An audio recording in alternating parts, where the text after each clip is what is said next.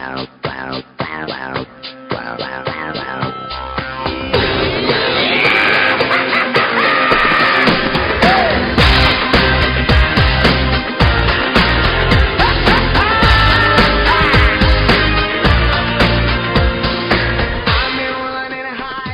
everyone to Cre8. I'm here today with Tony Sage, major businessman in Perth, head of Cape Lambert and a number of other companies. Tony, welcome to Cre8. Thank you. So, Tony, how did you get started in business? In business? Chartered. What was your background originally? Chartered accountant. Right. Which not many people know, and I don't like to admit. Yes, so you still actually hold a degree in that? Yeah, sitting there on the wall. Okay. So I was a chartered accountant. I hated every minute of it for Yes. 3 years, but to become a chartered accountant you need to stay at a firm for 3 years. So Yes. the day that they issued me my certificate, I left. Right. And I went into a funds management company with 4 other guys. We had $1 million under management. And that came from your accounting clients originally? Yeah. So we built that up and... And how did you actually meet the other 3 guys that you went out with? Were they in the practice too? No, they were property experts. Okay. And they had an idea for a new type of property type fund. GPT had just started, but they had a different model, and they needed someone with a finance background. Yes. So there was property. So they brought the property expertise, you brought the fundraising ability to it? Yeah. So what we did is then we, for the next 13 years, we ran that business between 84 and 97. What was the business called? Growth Equities Mutual. Oh, really? So you were with Dick Lester and Greg Paramore. Greg Paramore. Yeah. Okay. Yeah. So I started off with them, and I had equity in the firm. Yep. And they were the majority owners, obviously, and they decided to sell to Lend-Lease. Yes. But when we sold it, we had 208 staff in 4 states. Yes. And my job was basically the roving guy. So that would have been early 90s? We sold in 96. 96, right. To GPTs. But by then, we'd grown from 1 million under management to 1.8 billion. Yes.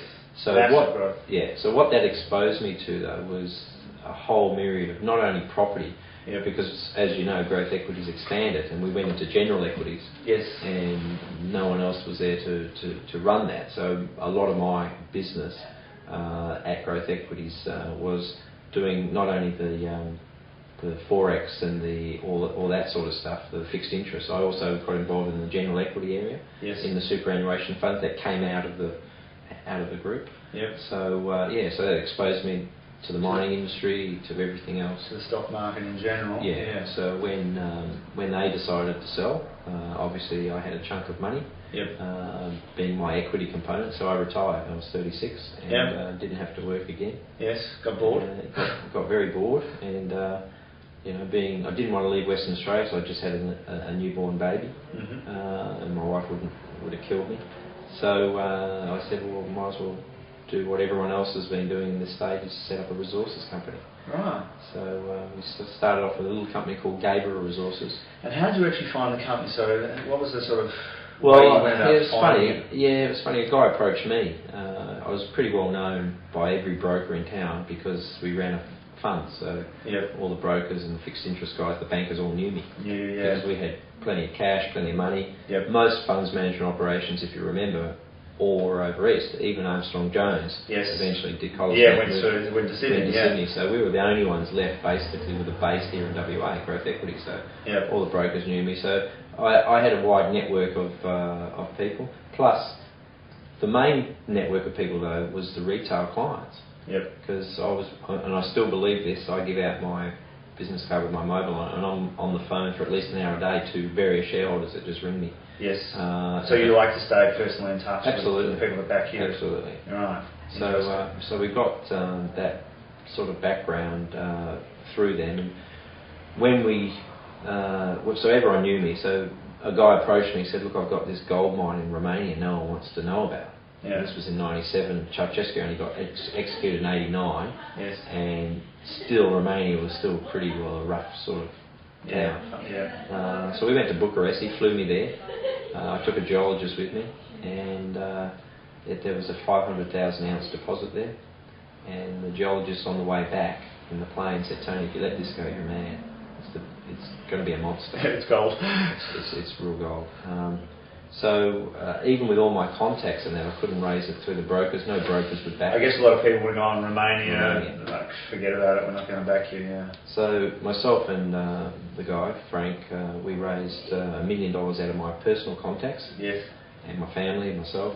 We went to Canada, raised another 3 there, so it was $4 million raising. What made you so confident to take that sort of risk at that stage? Well, I had enough. I mean, my whole business life revolves around risk. If you don't take risk, yep, you're not going to get anywhere. I mean, I don't have anything against people that get married young, buy a quarter-acre block, build a house, and have a $400,000 mortgage that they're slave to their bank or their job. Yes. Forever. I don't go into that category. Every spare bit of cash I always had, I put into the stock market. Yep. And I never bought my first house and property until I was 35.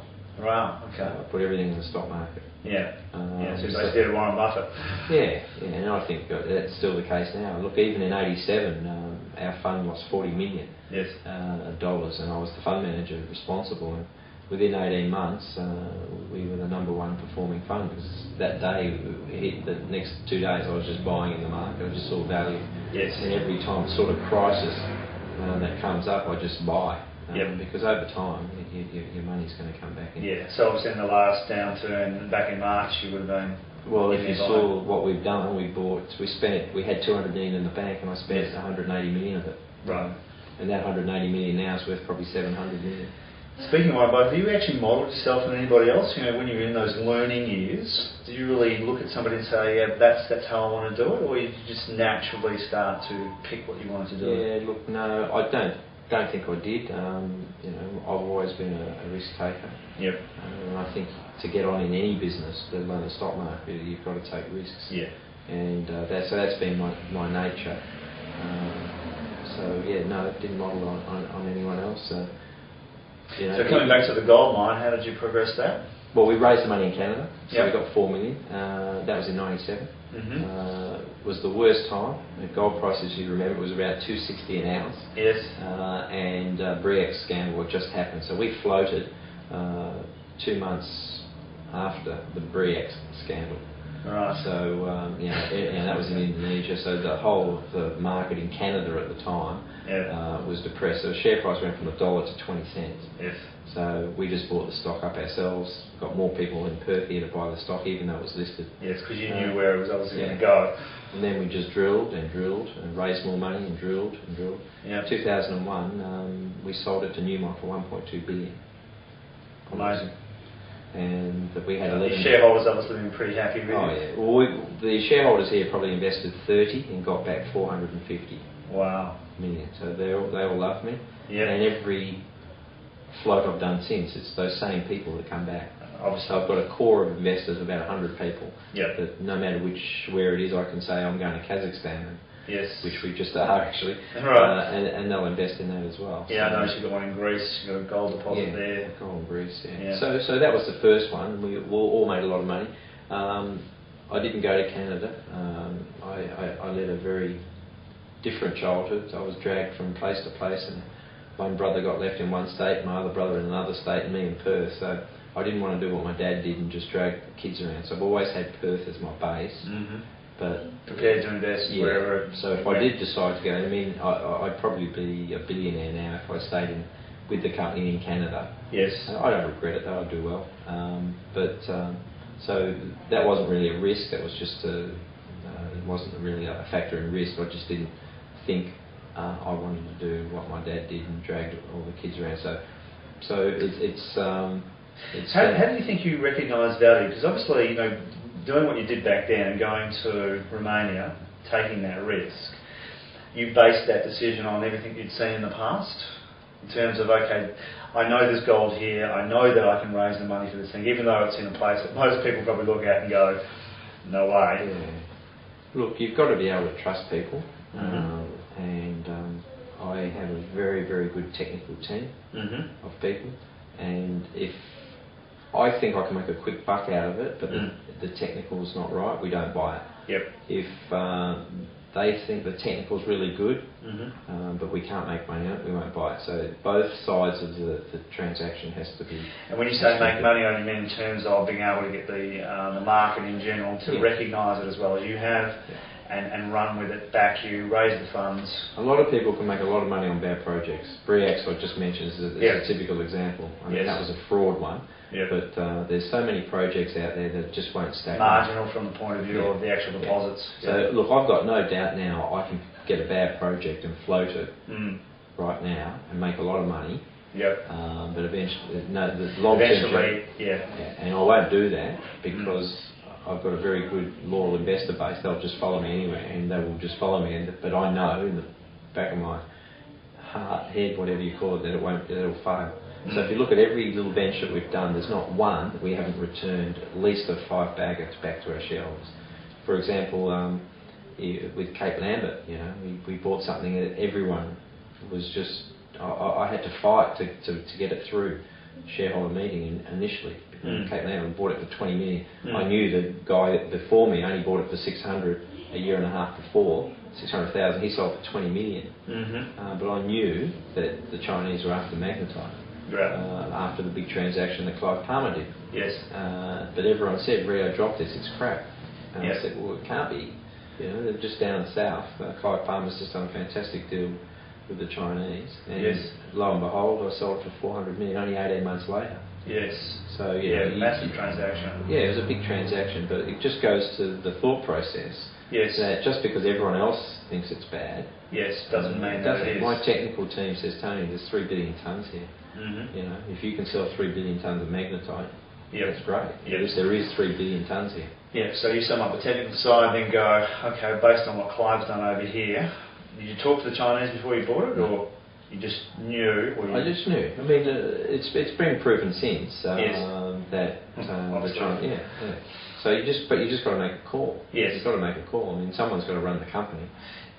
And you make a call. And I made a call that if they were willing to be prepared to pay that much for Clive Palmer's, and I mean, all due respect to Clive, it's far inferior to what Cape Lambert was. Grade and proximity to the coast, everything. So if he can sell that for that, I can sell that for that, surely. This is a lot bigger, obviously, and it's worth roughly 10 billion tonnes all up in that area. Ours is only about 2 or 3. But still, they would buy it. And it was right, they would.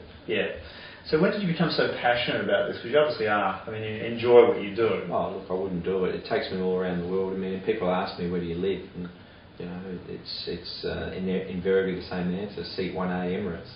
I'm not going to give a plug to Emirates because I do use Singapore Airlines going that way. It's just to Europe I use them. And that's it. I mean, I'm travelling. I'm in Perth, not in the solid block, but around, say, 4 months out of the 12 months a year.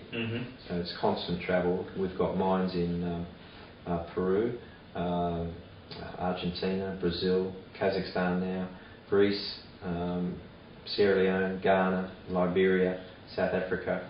So it's all over the place, and you think you can just send someone. The technical team you can, but when you're dealing with the governments, etc., they don't want to see the geos. They want to see the MD. So it's constant travel, and you have to go regularly, especially into Sierra Leone. The new president there is, well, we can call him a friend, I suppose, but he wants to see constantly what you're doing.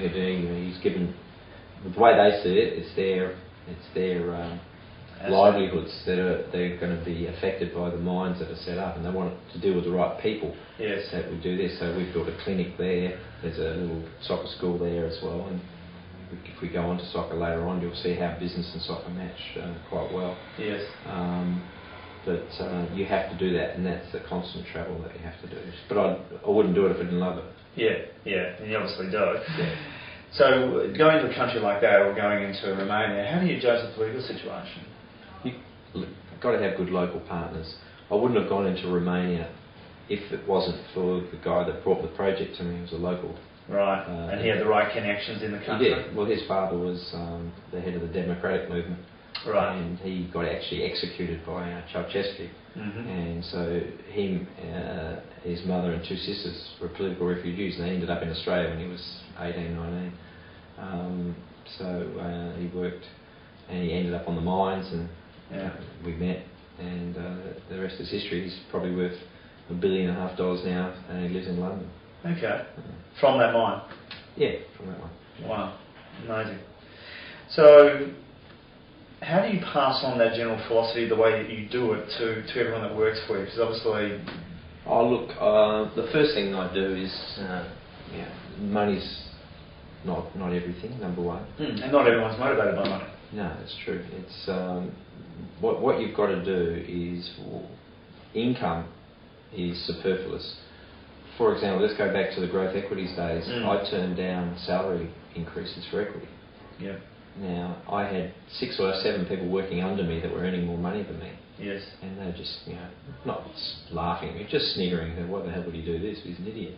Yeah. But when we sold the business for 220 million, yes, my 10% share of the business meant a lot and meant 10 times. So what I try and instill into my staff is, look, you don't come here and expect to earn X amount.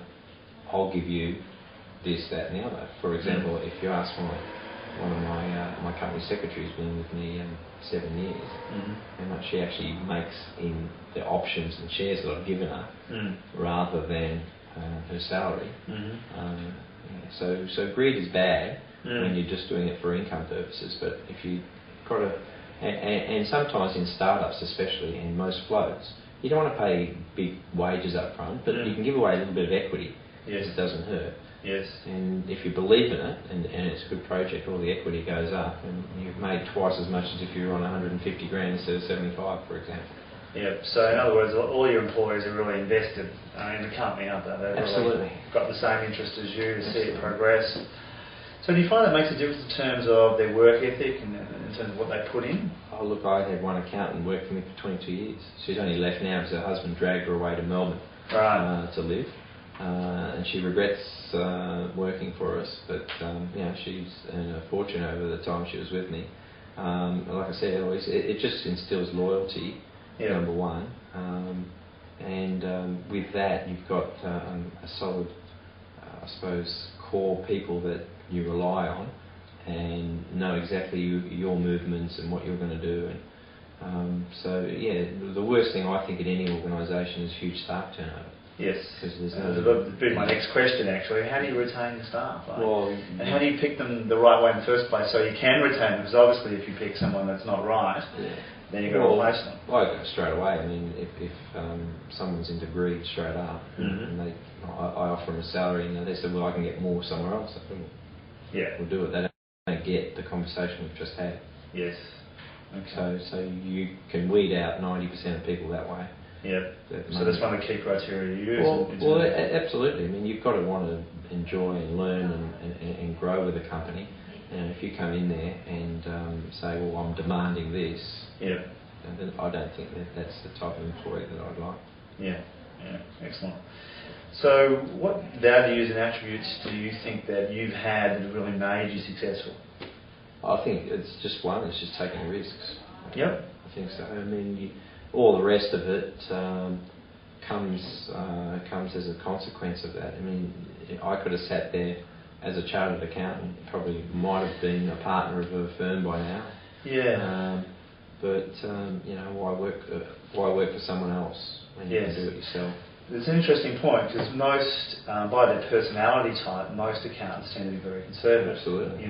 They're not risk takers. That's why they go into that profession. It's almost like bankers. Don't show the personality. So, what made you go into accounting in the first place? Because you're obviously, not. Yeah, I failed in what I wanted to do. So. Is that right? Yeah. And then you sort of took that as the third choice or whatever. Yeah. Interesting. Yeah. So, same as me. I wanted to be a professional sportsman, number one. Then I wanted to be an Air Force fighter pilot. I didn't have enough good marks. Yes. So I just went into by default. Yeah, just went into something easy. Numbers always came easy to me. Yes. Right through. So that was the third choice. Yeah. But being in that, you obviously saw then the opportunity to go somewhere else. Oh yeah. I mean, it was a means to an end. I mean, you got to remember. This was back in 79, 80, 81, and wasn't the best of times. So, the salaries weren't great. I mean, I think my first start-off salary was $10,000 a year. Yes. So it's a joke now when you PAs these days straight out of personal assistants or whatever, you're demanding 45 to 50, and you're getting 10. It's means to an end. Got the piece of paper, and once you have that piece of paper, it might be changed a little bit now, but once you have that piece of paper in those days, a lot of doors opened up. Yes. So what do you think the difference is between you and a lot of the competitors in your industry? Oh, look, they're focused on different things. I mean, I'm focused on making my shareholders a lot of money up front. Yes. And not wasting a lot of time and energy trying to say that I'm going to build a mine when my intention is never that.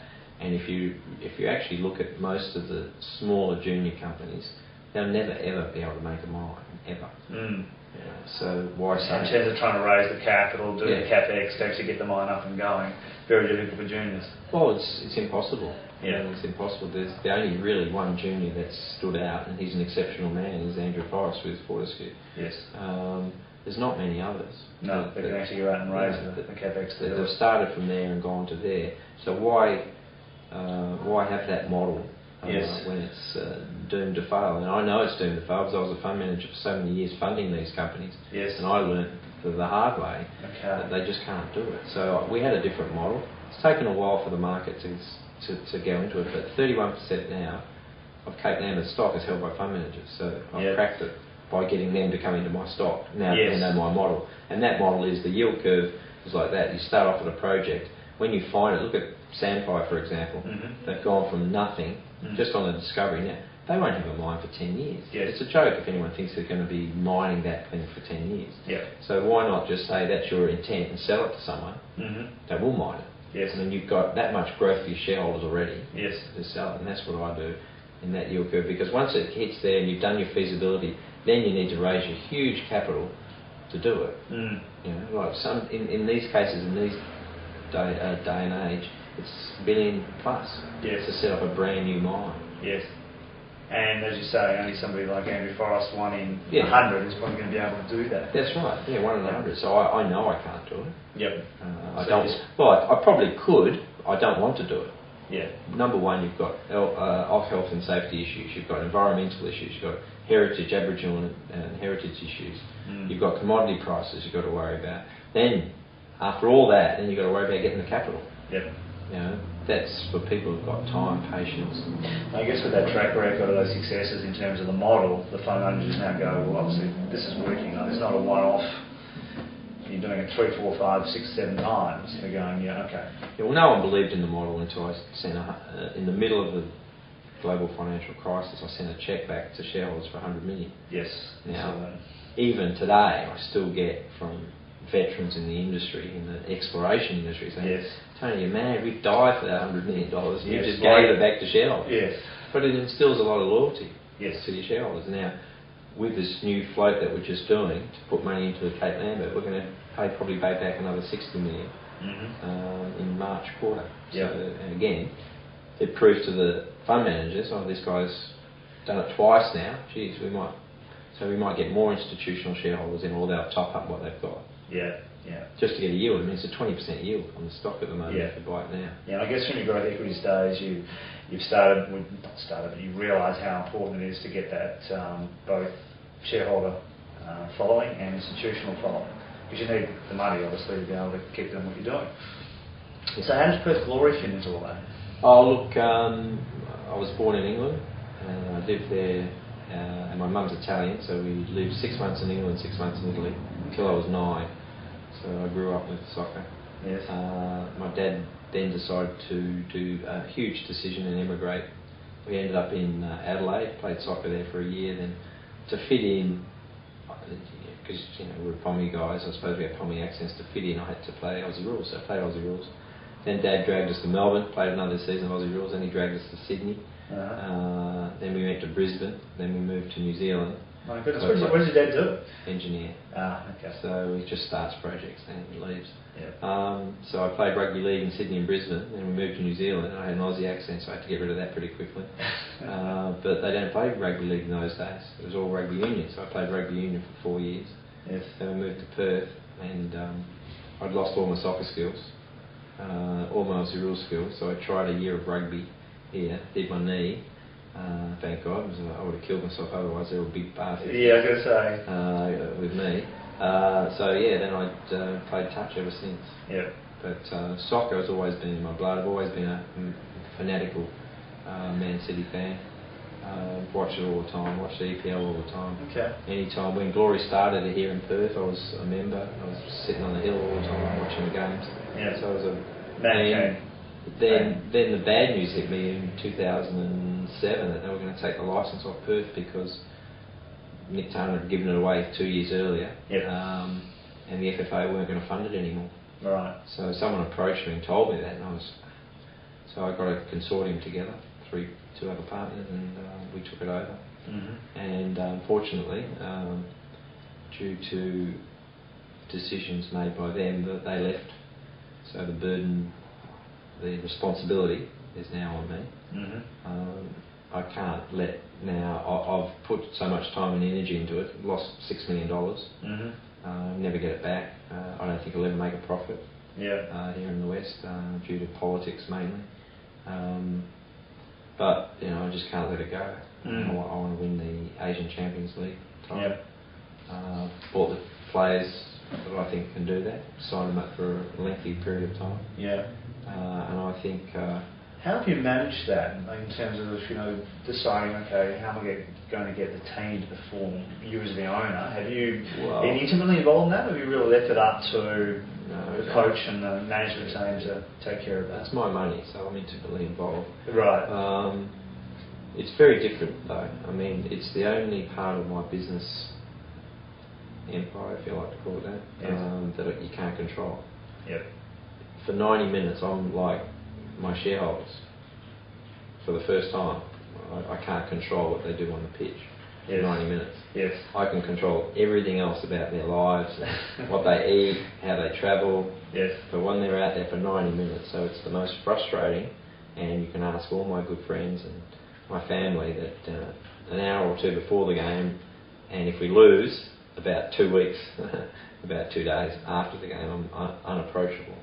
And even when I'm in the corporate box and I've got this client that I need to, for me, I won't talk to them. So I'm very, very focused and on the game. Yes. And I get very frustrated when people try and talk to me during the game. I had Howard Gretton from Channel 7 sit next to me with TV cameras on me, and I just didn't want that to happen, but it was promoting the club, so I had to do it. And during the game, they got a goal. I think he was asking me questions, and thank God that they cut a lot of the interview before they showed it, because I was very angry that day. We ended up winning, but it was an experience I won't repeat, so I won't do that again. But yeah, it is very frustrating. But yeah, it's hands-on, and you have to be hands-on when it's the only part of your business that loses money, and you get frustrated because it does lose money. Yeah. But in the end, it's providing entertainment. And if you look at the Foxtel numbers, Perth's the second most watched side in the league. So I'm proud of that fact. When I took it over, it was the number 8 out of 8. Now we're number 2. And that's because we've got the Socceroos and we've got the internationals in there, so everyone wants to watch us. Yep. Which is good. Foxtel are very happy with that.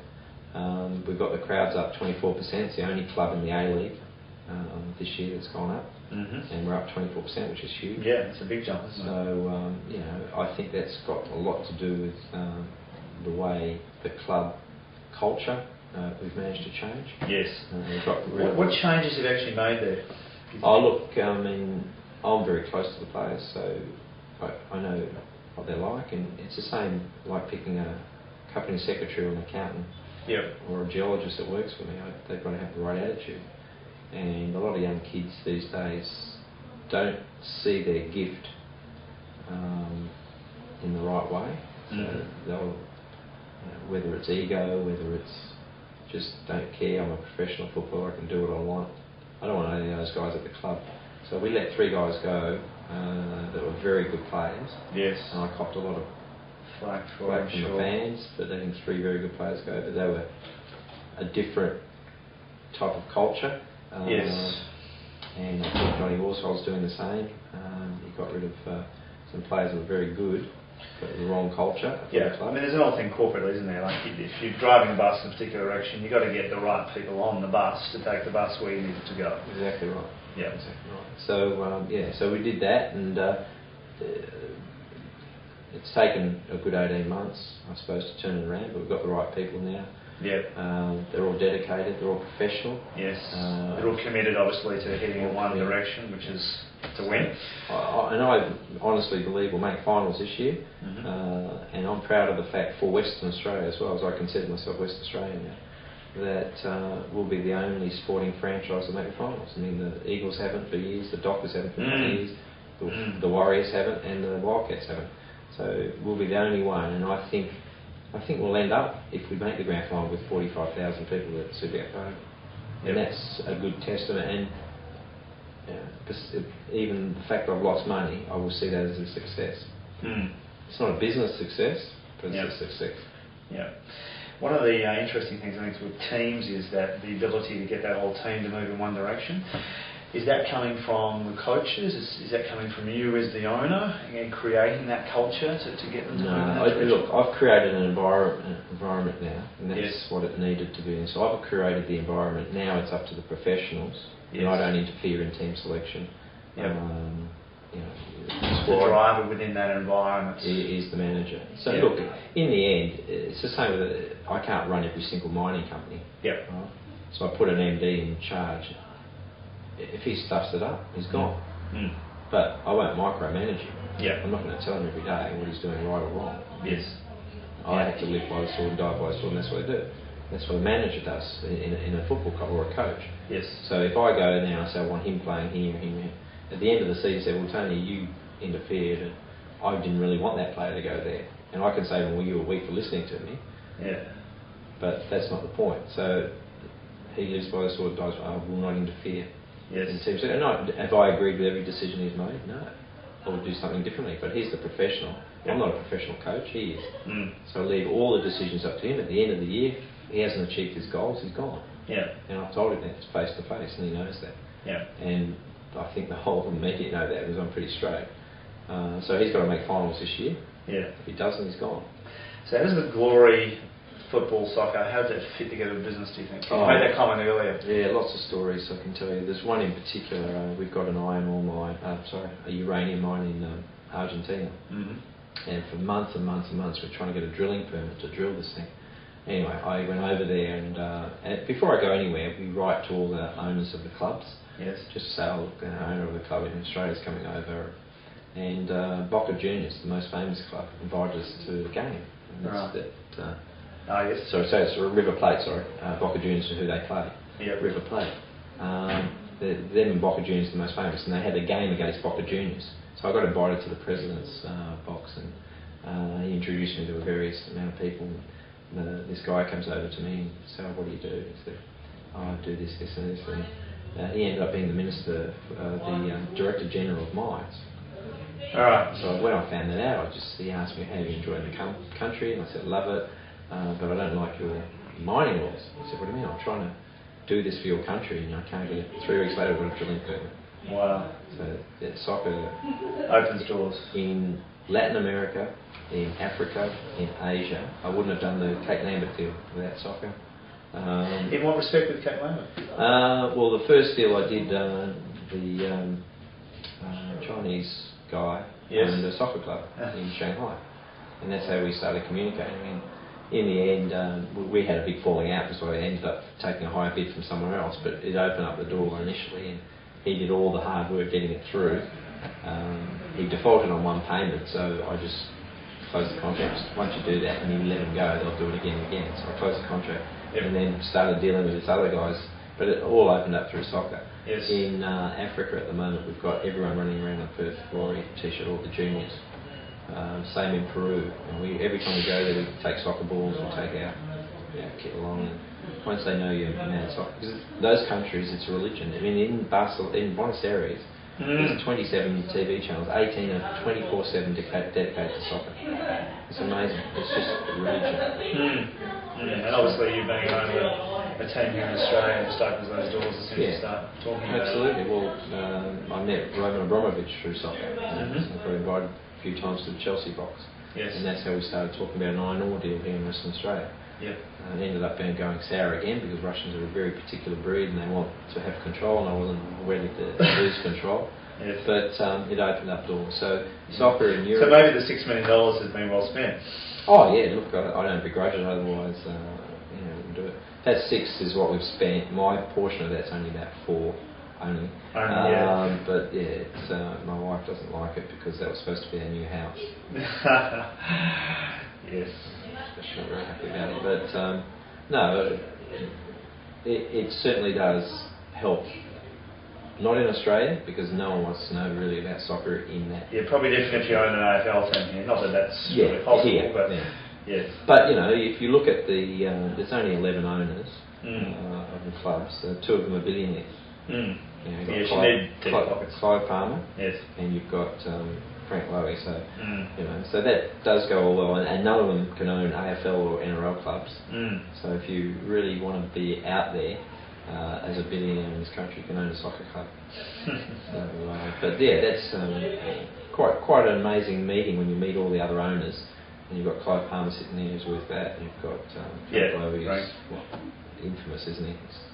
He's someone you've got to look up to from starting from nothing to obviously we're 7 billion. Yes. And he's going to bring the World Cup to Australia. So. Yes. And I think certainly dedicated to soccer. Yeah. As well as he is. He's absolutely passionate about it. Whereas Clive, bit different. He's not as passionate about his game. He fully admits that. Yes. In all his interviews. So he's done it for a reason. And if you ask him the same reason, it does open up business opportunities in Asia. Sure. So Tony, with someone starting out in business, what do you think the quintessential advice you would give somebody? Risk, obviously, taking a risk. Is there something else you'd add to that? No, just don't listen to anyone else. If you've got if you've got a particular dream or you've got a particular idea or whatever, you just go for it. Don't follow the pack. Well, yeah, whatever it takes. I mean, if you asked every other graduate chartered accountant that started with me, they're all doing the same job they've done for 30 years. Yeah. And I bump into them frequently, and they're amazed. I mean, most of them are probably much smarter than me. Yes. But in the end, they didn't take the risks. Yeah. That's what you've got to do. But don't listen to anyone else knocking you down. But if you're outside of your comfort zone, you've got to have very good lieutenants, if you call them that, or whatever, that are giving you advice. Because I'm not a geologist, I'm not a geophysicist. Yep. I'm not any of those things. So I've got to know that what's under the ground, or what's the potential that's under the ground is going to be there. So you've got to actually have a very good, loyal support staff. And the only way to have loyal support staff is to encourage them to be part of the action. Salaried employees only, never going to do that. Yes. They're like professional footballers, the biggest sluts I've ever met. go where the next dollar is. Yes.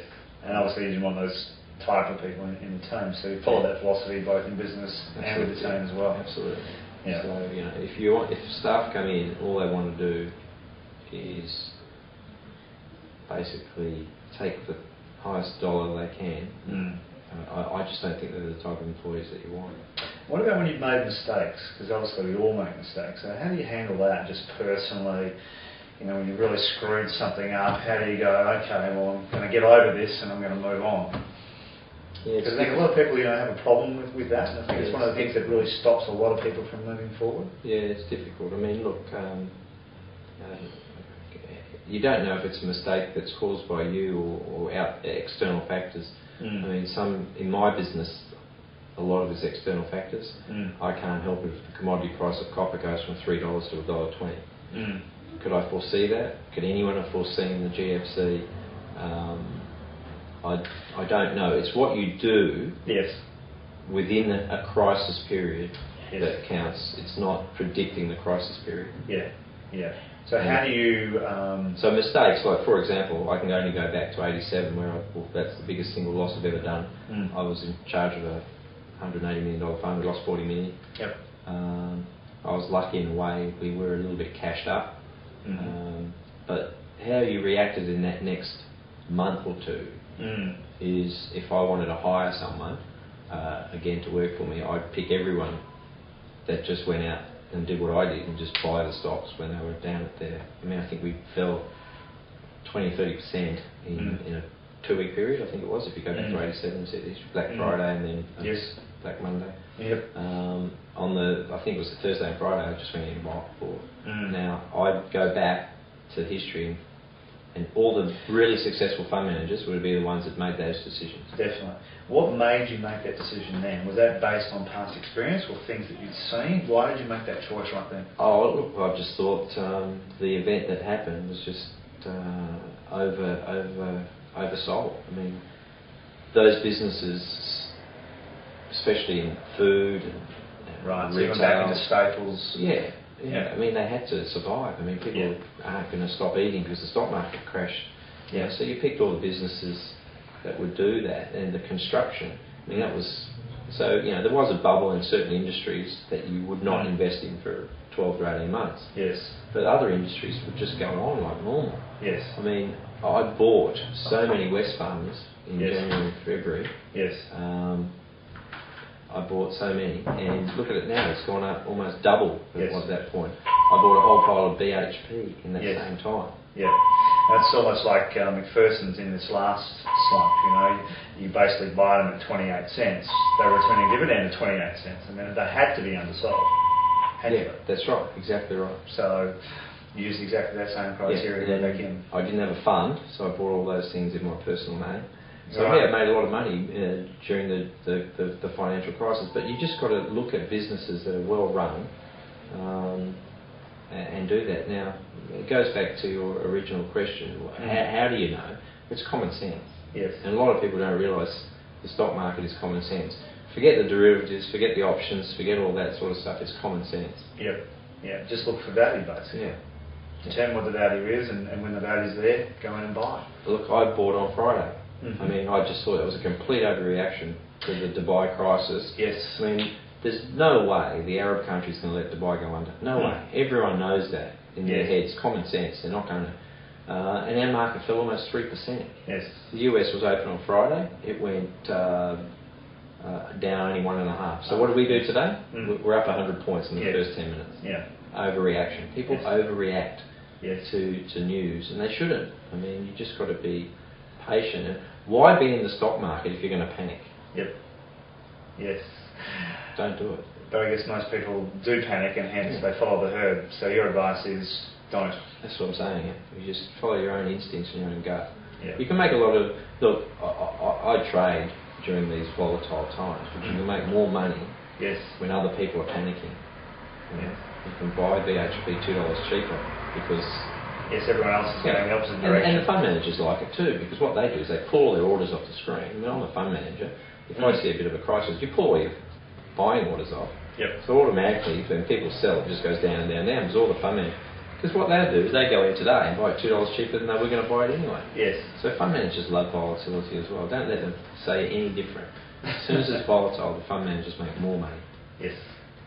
Tony, fascinating interview. Thank you very much for your time. Really appreciate it. And I know everyone that's watching is going to appreciate your comments and your advice. Okay, thanks. Pleasure. Thank you.